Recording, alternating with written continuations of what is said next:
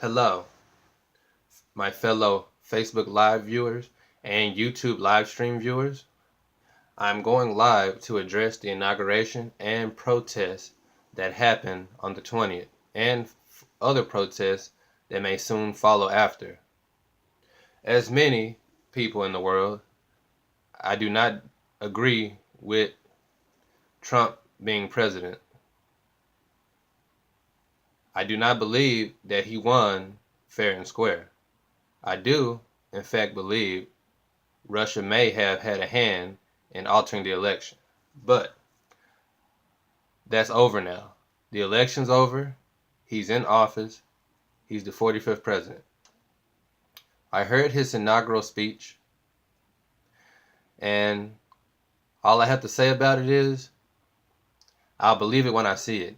He said a lot of good points, and he's saying America will be first and things of that nature, which I do agree on because we have helped all these other foreign countries, but no one, helps us in return. So it is time that America starts focusing on their self. I do, in fact, agree with that. He also touched on poverty and things like that. Things I also would like to change, in the world as well. I'll believe it when I see it because, he could just be talking, just be saying stuff, and then he has his own personal agenda, probably, to take on at hand. I hope that's not the case.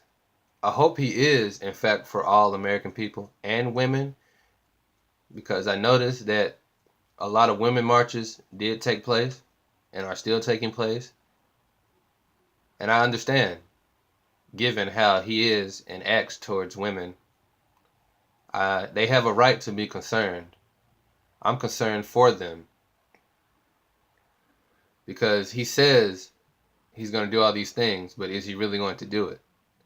In fact, there was things he said, during the campaign that really, turned people off. So, even though I don't agree, I am going to hold him accountable for what he said and what he plans to do.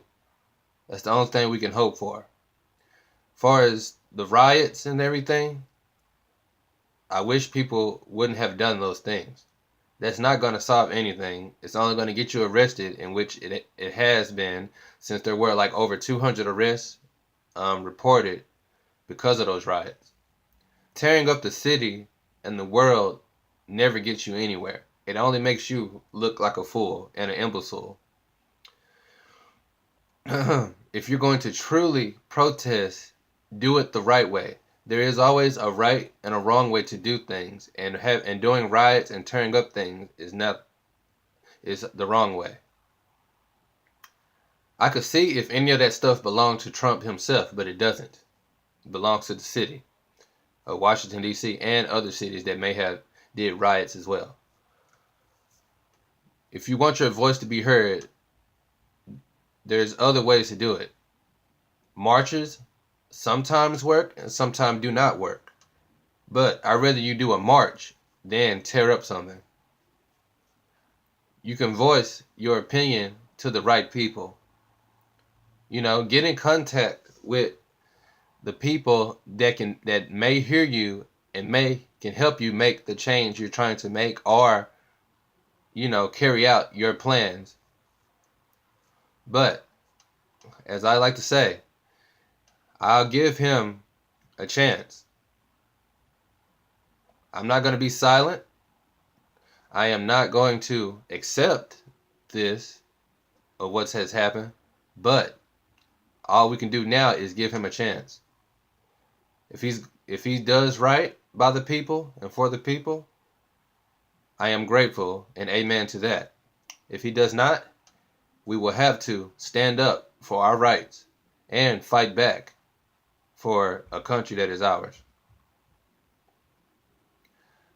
We cannot just let this blow by and not say or do anything. Something must be done and has to be done. We have to take action. We, the people, have more power than you think. If we all can come together and come up with a brilliant plan to, take back what is ours, I'm all for it. But if we cannot, and if we're going to still have people that are for ignorant and plan to do things in a more vicious and violent way, then we cannot work together. Martin Luther King was about peace. So let's continue that. Violent actions doesn't ever get you far. It gets you somewhere because, it lets people know that you mean business, but at the end, you still do not win. If you want to win, then you have to do what is right. You have to take the necessary actions and talk to the necessary people to get things done. So we're going to see how things go, in the incoming weeks, or his first 100 days as the media study talking about and everything like that. We're going to see what changes are about to be made, whether they're good or bad. We are going to see what type of presidency we will have for these next 4 years.